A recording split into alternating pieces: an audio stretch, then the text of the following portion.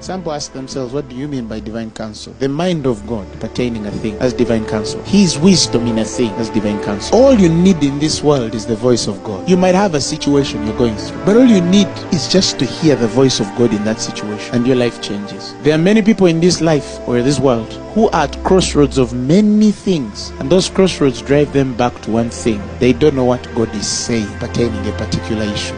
There's a marriage right now falling in the rocks because somebody made a wrong decision because they didn't hear God. There's a multi-million-dollar business right now sinking because a man did not hear God. There's somebody right now on the deathbed dying because they didn't hear God. Every uncertainty and fear, I always tell people, when a man fears, it's because that man doesn't see. When a man is afraid, it is because that man doesn't see. When you start to see, when you start to hear the voice of God, you stop to fear. Because the voice of God, like the Bible says, it calms storms. It calms storms.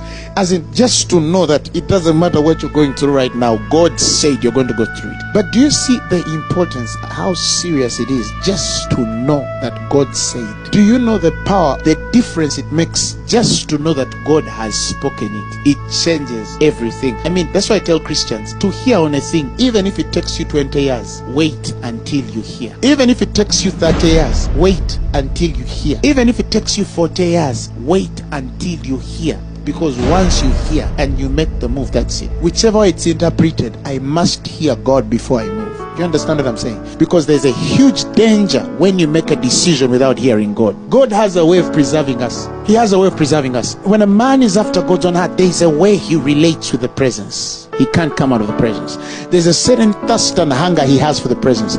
You stop attending meetings because it's duty. You start attending them because you have nowhere you can be.